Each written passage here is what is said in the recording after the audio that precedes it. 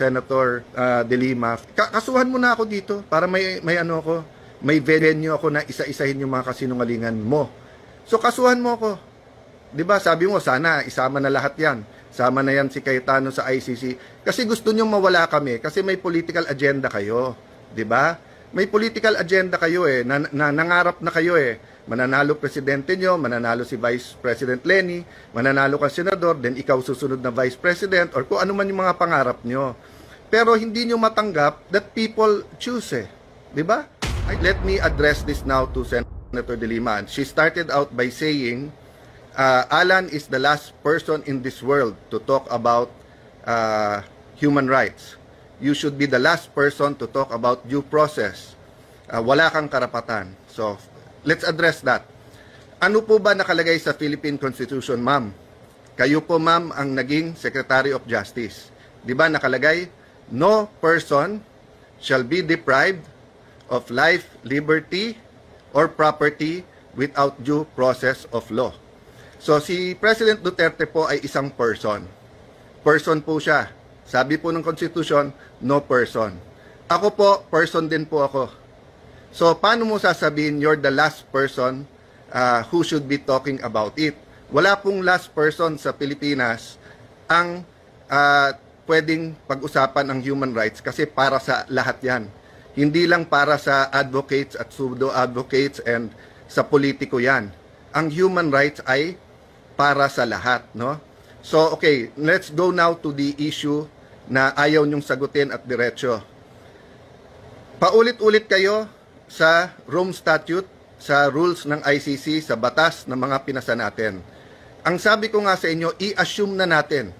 I-assume na natin na valid at may jurisdiction sila. I-assume nyo na rin na valid din yung warrant. Hindi ka pwedeng dumating sa bansa, i-present mo na lang yung warrant na yan, tapos isasakay mo na sa eroplano at ililipad mo na. At kung yan ang ina-advocate nyo, napakadelikado niyan. Kaya pala sinasabi mo, isama na ako. In the next few days po, hindi lang si Senator Bato yan ang gusto ni Senator De Lima at ng iba nilang mga kaanib, gusto nila pong ubusin ang mga kalaban nila sa politika. Dahil hindi po to human rights agenda para kay Senator De Lima, ito ay isang political agenda. Di ba?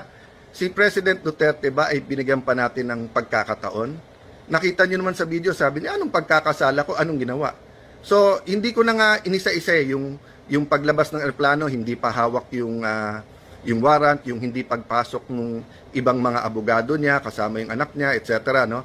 Doon na lang ako sa hindi ba dapat binigyan ng reasonable time kung whether that's the writ of habeas corpus o kanilang TRO, hindi ba reasonable time? Tapos, yung ibang advocates, nakita ko, nagpo-post sila, Muten academic na, panalo na outsmart na sila kasi nasa eroplano na, hindi na ibabalik ng ICC yon. So, yun nga ang tanong ko sa inyo Yun nga po ang sabi po ni Senator De Lima, ang test daw ng human rights yung sa pinakamaliit na Pilipino.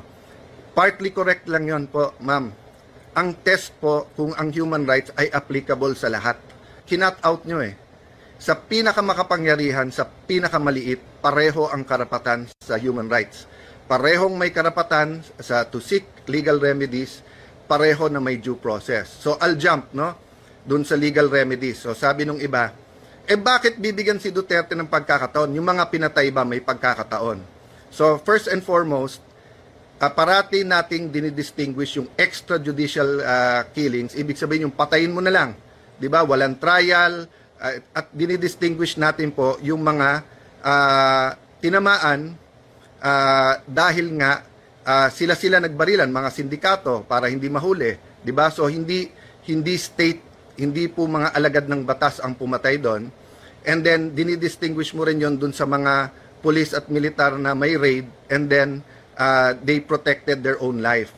So, the point is, ang ginawa ni Senator De Lima sa hearing sa Senate, I'll go through this deeper later on. Ang ginawa niya sa hearing, hindi niya sinabi sa madlang people, sa atin lahat, na during her time as Justice Secretary, iniba nila yung definition ng extrajudicial killing.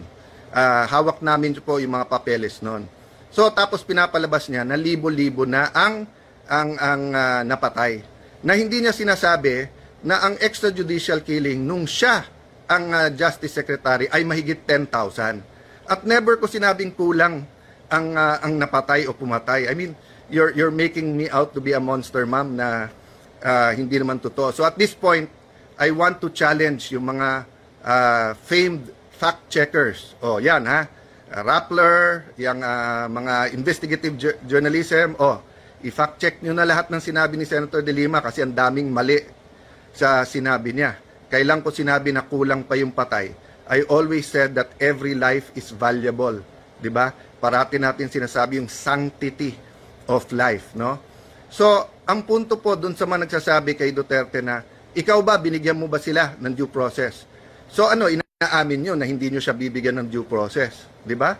So, kung sino man na gumawa ng karumal-dumal na krimen sa buong Pilipinas, sa buong mundo, na walang due process, doon po lumalabas ang mga tunay na human rights activists na nagsasabing, sandali lang, kahit kriminal sila, meron silang human rights. They have the right to due process. They have the right to seek legal remedies.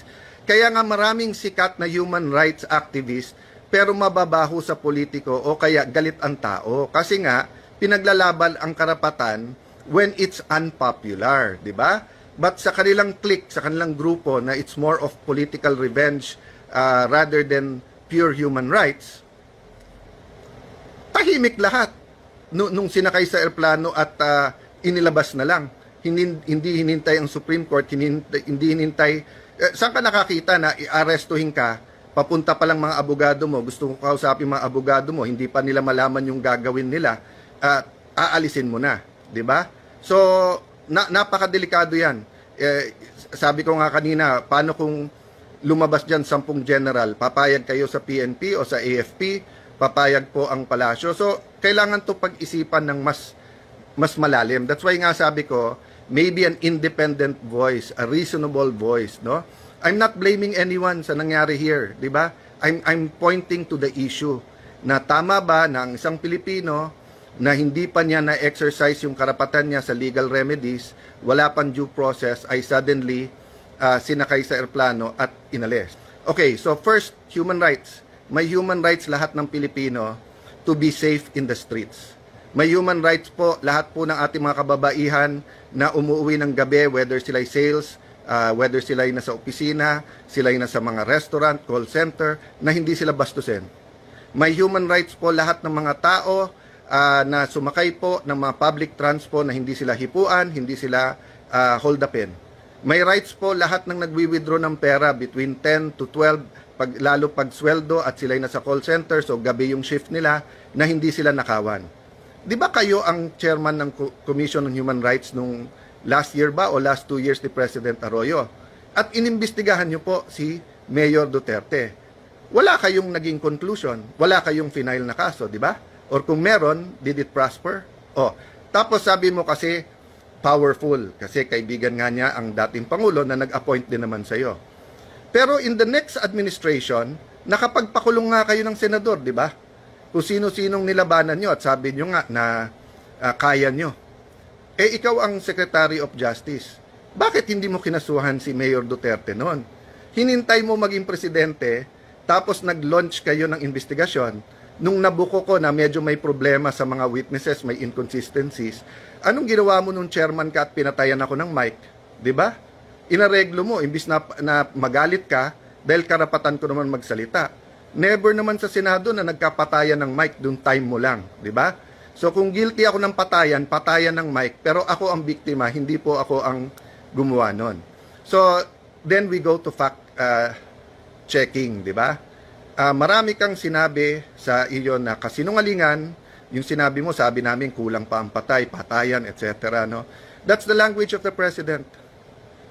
I never excused that. I made known kapag closed doors and in some areas that's the language the criminals know, but I do not agree with that, especially sa women, etc.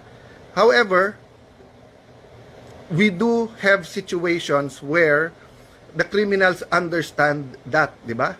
So, ang punto po doon ay ang ebidensya ay yung safety sa kalye natin without excusing any violations of the law. That's why in the cabinet and even in the small groups, in the security cluster, basta't may murder, basta't may mali na ginawa ang pulis, ang sabi nating kasuhan. Ang proprotektahan lang po yung mga legitimate na operations. So I will not elaborate there now. I have a couple of appointments at napakarami yung sinabi, but maybe a challenge. So sabi sa di ba sa ICC, dun muna kayo sa sa country. So kasuhan mo ko. 'Di ba? Sabi mo sana isama na lahat 'yan. Sama na 'yan si Cayetano sa ICC kasi gusto niyo mawala kami kasi may political agenda kayo, 'di ba? May political agenda kayo nangarap na kayo Mananalo presidente nyo, mananalo si Vice President Lenny, mananalo ka senador, then ikaw susunod na Vice President or kung ano man yung mga pangarap nyo. Pero hindi nyo matanggap that people choose 'di ba? I don't always agree with who people choose. But I respect the people's choice. That's the democracy 'di ba? Nakatikim din ako ng talo, nakatikim ako ng panalo, nakatikim ako ng dala ako ng ilan mga grupo, nakatikim ako ng hindi ako dala. Nagpapasalamat ako parati kasi choice nila 'yon. But kayo napaka-frustrated nyo kapag hindi kayo nananalo o hindi nyo nakukuha ang basbas o ang tiwala ng tao. Kaya gusto nyo ikulong na lang lahat ng kalaban nyo, 'di ba? Former secretary, former chairman ng CHR, former senator De Lima, a person who told the truth pero ngayon panay kasinungalingan. Kasuhan mo na ako dito para may venue ako na isa-isahin yung mga kasinungalingan mo at ng mga kasama. I meant no offense to human rights activists. Nirerespeto ko kayo. During my time, I always made time and made sure that people listened even if opposing ang views natin. But yun nga, nagdudugo pa rin ang puso ko. Ba't walang nagsalita sa inyo? Sa kagustuhan nyo na madala dun si Duterte na ma-detain siya, ma-face niya, dininay nyo yung due process at saka yung opportunity niya to seek legal remedies. And I don't think that should happen to any Filipino.